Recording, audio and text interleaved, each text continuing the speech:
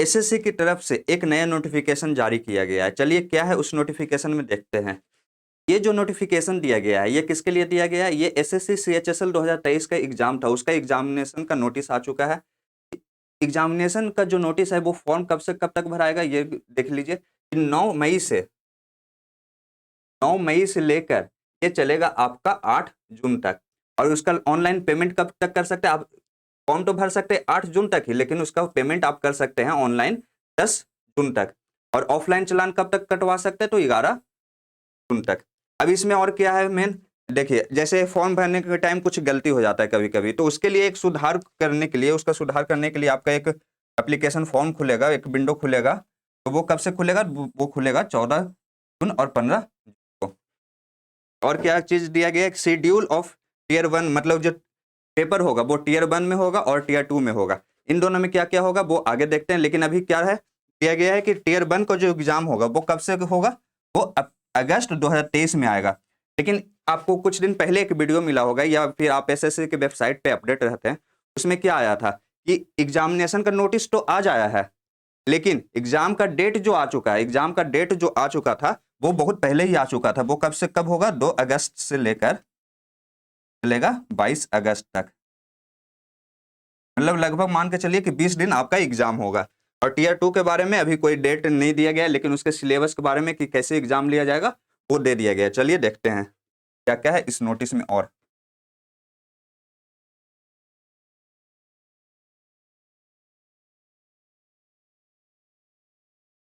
हाँ, सबसे मेन चीज जो सबके लिए रहता है कि आपका सैलरी कितना होगा।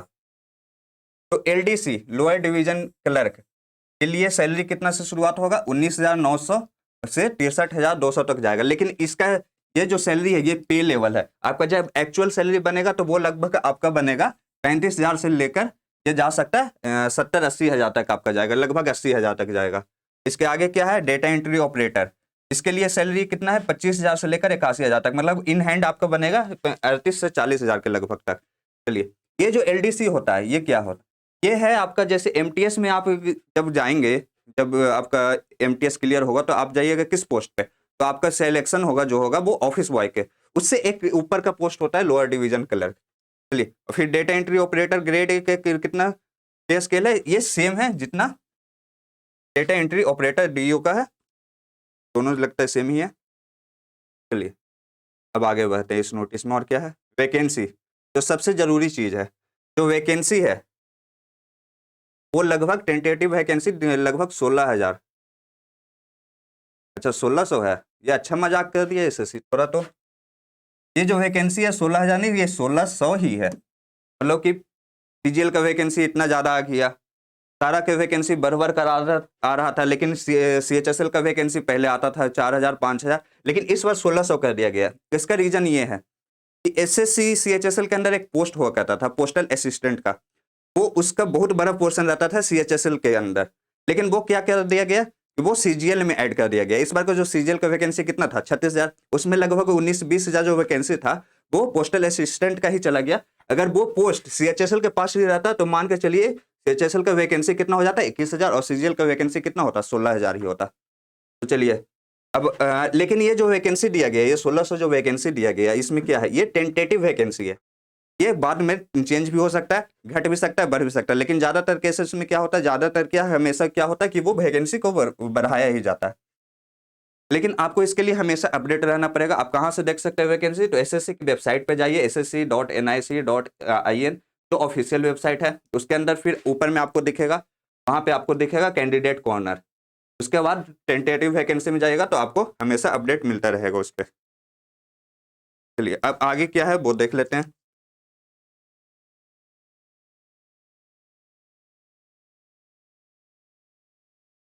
हम लोग सिर्फ यहाँ पे मेन मेन पॉइंट पे डिस्कस करेंगे।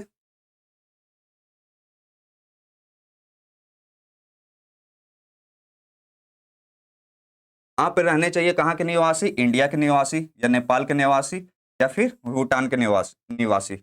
लेकिन आपको क्या चाहिए कि आप इंडियन ओरिजिन है, लेकिन आप कहाँ रह रहे हैं? पाकिस्तान, बर्मा, श्रीलंका, ये सब कहीं रह रहे हैं, जो भी यहाँ पे लिखा हुआ है, तो आप फॉर्म को भर सकते हैं। लेकिन उसके लिए आपको एक ओरिजिनल सर्टिफिकेट, आपका पहचान पत्र होना चाहिए। चलिए तो और आगे देख लेते हैं क्या है।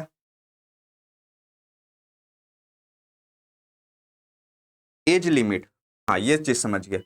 अगर आप 12 का एग्जाम दे चुके हैं, 12 का आपके पास हो चुके हैं, तो आप फॉर्म भर सकते हैं। लेकिन आपका जो सर्टिफिकेट आ जाना चाहिए, मतलब 12 का जो रिजल्ट है वो आ जाना चाहिए कब से, 1 अगस्त 2023 तक। अगर आपका एज सेम हो रहा है और इसके पहले का सर्टिफिकेट है आपके पास, तो आप फॉर्म भर सकते हैं। मतलब सर्टिफिकेट पे आपका जो डेट ऑफ बर्थ है वो जितना एग्जाम का एज चाहिए, मतलब कि 18 साल चाहिए, 21 साल चाहिए, वो इसके पहले पूरा हो जाना चाहिए, तभी आप फॉर्म को भर सकते हैं। चलिए अब आगे देख लेते हैं थोड़ा और क्या कह रहा है। एज रिलैक्सेशन किसके लिए, एस सी एस टी के लिए 5 साल का, मतलब कि आप 5 साल लेट से भी भरेंगे तो चलेगा। ओबीसी 3 साल का, इसी प्रकार सारा है। और क्या क्या है,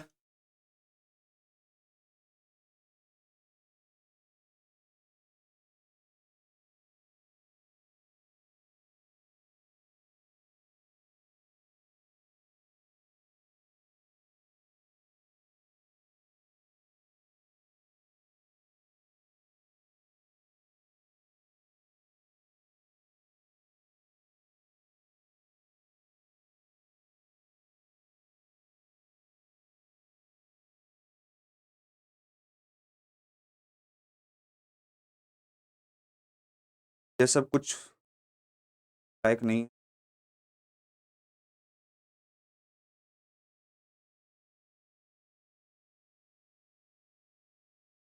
हाँ, एजुकेशनल क्वालिफिकेशन, इसमें एक चीज है सबसे, अगर आप इस डीओ के पोस्ट पे अप्लाइड करते हैं, मतलब डीओ डेटा एंट्री ऑपरेटर कौन सा ग्रेड ए वाले पोस्ट पे करते हैं, तो इसके लिए आपको 12 पास तो होना चाहिए। सारे जितना भी सीएचएसएल के अंदर होगा सारे में 12 पास चाहिए। लेकिन इस पोस्ट पे आपको चाहिए कि 12 पास तो आप होंगे ही साइंस स्ट्रीम से, लेकिन उसके साथ आपको मैथ भी रहना चाहिए, तभी आप इस पोस्ट के लिए एलिजिबल है। मतलब 1600 पोस्ट के जितना वैकेंसी है, 1600 वैकेंसी है, उसके अंदर इसके जो भी पोस्ट होगा, मतलब जो भी मान के चलिए 100 200 300 जितना भी पोस्ट आएगा इसके अंदर, उसके लिए आपको चाहिए कि 12 पास आपको सारे में चाहिए।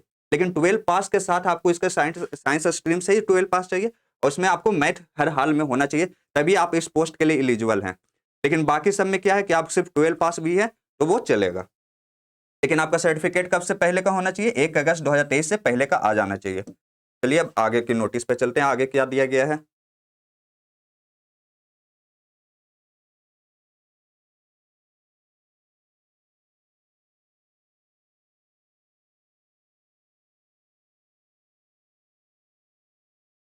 एप्लीकेशन फी, कितना फी लगेगा, तो सबसे मेन चीज कि लड़कियों का कोई फीस नहीं लगता। एसएससी के कोई भी एग्जाम में, एसएससी के कोई भी एग्जाम में, सेंट्रल वाला एसएससी के कोई भी एग्जाम में लड़कियों के लिए कोई फीस नहीं लगता है। अब रहा लड़कों का बात, लड़कों में एससी और एसटी का भी कोई फीस नहीं लगता है। जो भी फीस लगता है वो सिर्फ लगता है जनरल और ओबीसी का, वो भी सिर्फ लड़कों का। कितना, तो 100 रुपया। 100 रुपये के ऊपर कोई जीएसटी सब नहीं होता है, सारा इंक्लूड कर कर ये 100 रुपया आता है।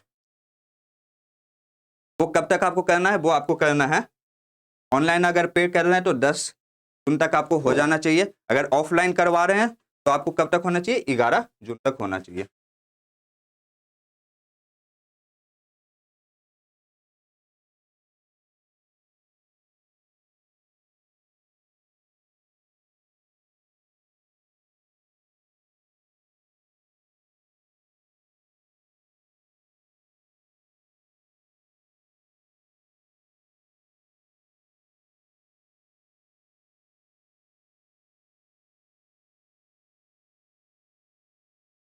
तो एग्जाम होना है वो दो टीयर में होगा, टीयर 1 टीयर 2, ये तो आपको पता ही चल गया। टीयर 1 में क्या है, टीयर 2 में क्या है, वो अब देख लेते हैं।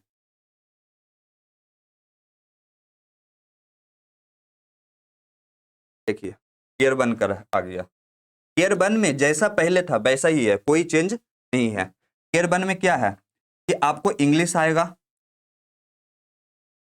रीजनिंग आएगा, मैथ आएगा, और क्या आएगा, जीके आएगा। ये सब 25-25 क्वेश्चन रहेगा, और एक एक क्वेश्चन पे 2 नंबर मिलेगा। और इसमें क्या है, ये सिर्फ क्वालिफाइंग नेचर का होता है, मतलब फिर भी आपको कट ऑफ क्लियर करना पड़ेगा, तभी आप अगले टीयर में जा सकते हैं। लेकिन टीयर 2 में जो है, टीयर 2 में एक बहुत बड़ा चेंज किया गया है। और ये जो चेंज है, बोल सकते हैं जैसे सीजीएल था, जैसा आपको वो सीजीएल का एग्जाम हुआ था टीयर 2 में, वैसा ही CHSL में भी ऐड कर दिया गया है। और टीयर 1 के लिए आपका नेगेटिव मार्किंग कितना है, 0.5 नंबर, मतलब कि अगर आप एक क्वेश्चन गलत करते हैं तो 0.5 नंबर कट जाएगा, अगर एक क्वेश्चन सही करते हैं तो आपको 2 नंबर मिलेगा। हाँ, ये रहा पूरे नोटिस का सबसे मेन चीज। टीयर 2 का एग्जाम कैसे होगा। टीयर 2 का एग्जाम जो होगा वो सबसे पहले तो 2 सेशन में होगा, सेशन 1 सेशन 2। ठीक है, सेशन 1 जो होगा 2 घंटा 15 मिनट का होगा। अब 2 घंटा 15 मिनट में क्या क्या होगा पहले वो देख लेते हैं। सेशन 1 के अंदर सेक्शन सब 3 सेक्शन होगा। सेशन 1 के अंदर 3 सेक्शन होगा, सेक्शन 1 सेक्शन 2 सेक्शन 3। अब क्या क्या चीज है इसमें। सेक्शन 1 के अंदर मैथ और रीजनिंग होना है, दोनों कितना कितना नंबर का होगा, कितना कितना क्वेश्चन रहेगा, 30 क्वेश्चन मैथ का रहेगा, 30 क्वेश्चन रीजनिंग का रहेगा, और एक क्वेश्चन पे आपको 3 नंबर मिलेगा। कितना नेगेटिव मार्किंग है वो आगे के नोटिस में देख लेंगे, लेकिन आपको जो नंबर मिलेगा वो कितना एक क्वेश्चन पे मिलेगा, वो 3 नंबर मिलेगा। फिर दूसरे सेक्शन में क्या है कि इंग्लिश और आपका जीके होगा। इंग्लिश का 40 क्वेश्चन रहेगा, जीके का 20 क्वेश्चन रहेगा, टोटल 60 क्वेश्चन ये भी रहा है, एक क्वेश्चन पे 3 नंबर मिलेगा। लेकिन जो सेक्शन 3 है, मतलब 2 घंटा तो आपको हो गया, 2 घंटा हो गया, अब 15 मिनट क्या है, 15 मिनट आपका जीके के लिए, कंप्यूटर के लिए, कंप्यूटर का आपको 15 क्वेश्चन मिलेगा और एक क्वेश्चन पे आपको 3 नंबर मिलेगा ये भी। लेकिन ये जो रहता है कंप्यूटर जो रहता है वो क्वालिफाइंग रहता है, कि आप क्वालिफाई हो जाइए बस वही बहुत है।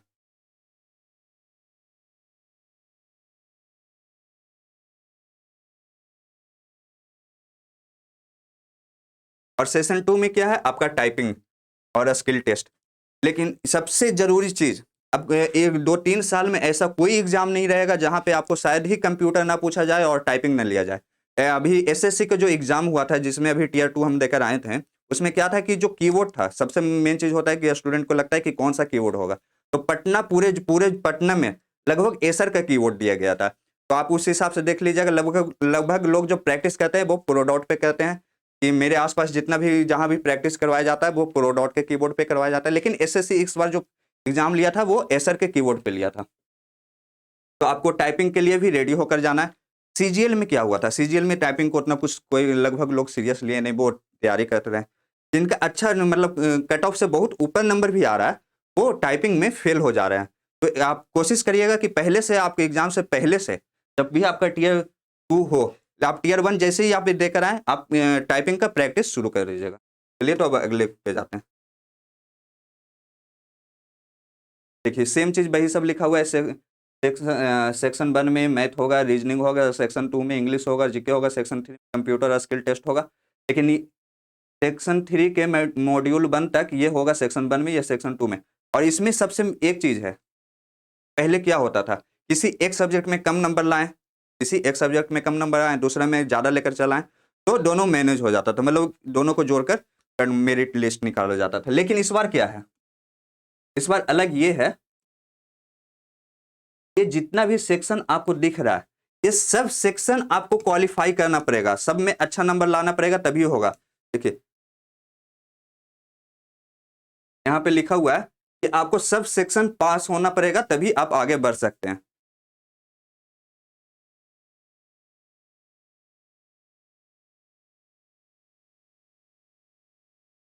जैसे अगर टाइपिंग के लिए आपको चाहिए तो वो क्या, ग्रेड ए वाला क्या, डीओ डेटा एंट्री ऑपरेटर के लिए आपको जो की इंप्रेशन रहना चाहिए 1 घंटा में वो कितना रहना चाहिए, 15,000।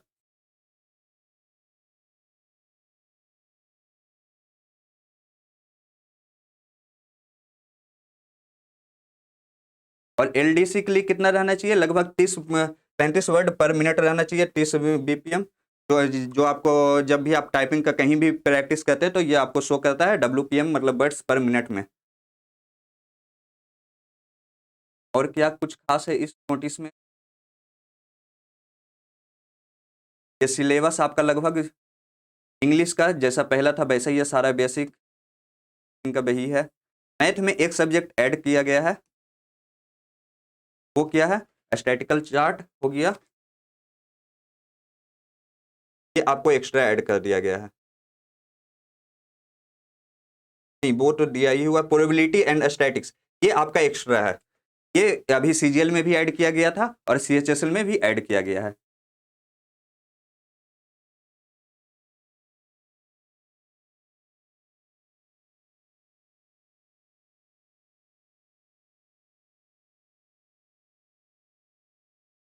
जब भी आप एग्जाम देने जाइएगा, तो आपको ये चीज चाहिए, कोई भी एक चीज, या फिर आप अभी नया रजिस्ट्रेशन कर रहे हैं तो आपको एक चीज कंपलसरी होना चाहिए। लेकिन ज्यादातर कोशिश करिएगा कि आधार कार्ड आपका सब जगह वैलिड भी है, तो सबसे अच्छा होता है आधार कार्ड।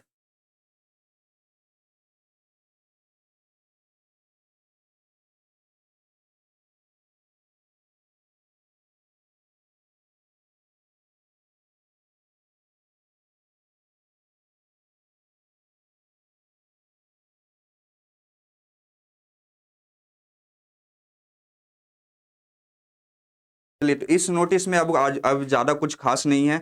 आपको जो पीडीएफ है वो टेलीग्राम के चैनल पे मिल जाएगा, वो भी नाम है मगध एजुकेशन। चलिए, इतना ही रहने देते हैं इस नोटिस में।